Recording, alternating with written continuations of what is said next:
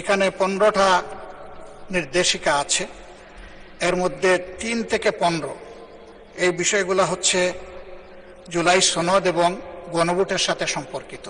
এই অর্ডারের 10 নম্বর বিষয়টা উল্লেখ করা হয়েছে, পরিষদের অধিবেশন আহ্বান, কোরাম, ভোটদান ইত্যাদি সংসদ নির্বাচনের ফল ঘোষিত হওয়ার 30 পঞ্জিকা দিবসের মধ্যে যে পদ্ধতিতে জাতীয় সংসদের প্রথম অধিবেশন আহ্বান করা হইবে, অনুরূপ পদ্ধতিতে পরিষদের প্রথম অধিবেশন আহ্বান করা হইবে।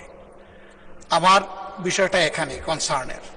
আজকে 30তম পঞ্জিকা দিবস, কিন্তু এর মধ্যে এই অধিবেশন আহ্বান করা হয়নি। এই অধিবেশন কিভাবে আহ্বান করা হবে সেই ব্যাপারে সংবিধানের 72 অনুচ্ছেদে নির্দেশিকা রয়েছে। সরকারি বিজ্ঞপ্তি দ্বারা রাষ্ট্রপতি সংসদ আহ্বান স্থগিত ও ভঙ্গ করিবেন এবং সংসদ আহ্বানকালে রাষ্ট্রপতি প্রথম বৈঠকের সময় স্থান নির্ধারণ করিবেন। তবে আরও শর্ত থাকে যে এই দফার অধীন তাহার দায়িত্ব পালনে রাষ্ট্রপতি প্রধানমন্ত্রী কর্তৃক লিখিতভাবে প্রদত্ত পরামর্শ অনুযায়ী কার্য করিবেন। উদয় সম্পন্ন করার কথা ছিল।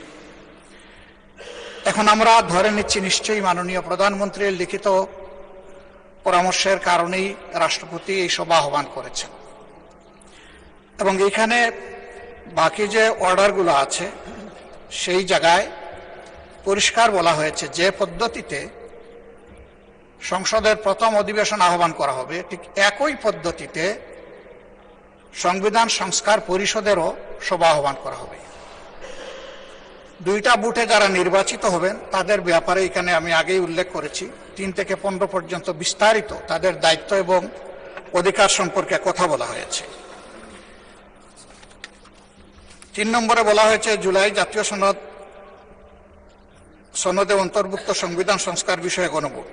জনগণের সার্বভৌম ক্ষমতা প্রয়োগের উদ্দেশ্যে এই আদেশ এবং জুলাই জাতীয় সনদের সংবিধান সংস্কার সম্পর্কিত অংশ গণভোটে উপস্থাপন করা হবে।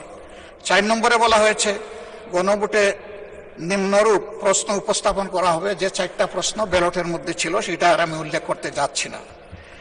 5 নম্বরে বলা হয়েছে গণভোট অনুষ্ঠান এই আদেশ জারির অব্যবহিত পর অনুষ্ঠিতব্য জাতীয় সংসদ নির্বাচনের দিন এই আদেশ অনুসারে গণভোট অনুষ্ঠিত হবে। এটা হয়ে গেছে এবং গণভোটে যারা ভোট প্রয়োগ করেছেন তাদের মধ্যে প্রায় 70% মানুষ হায়ের পক্ষে ভোট দিয়ে তারা সংস্কারের পক্ষে রায় দিয়েছেন।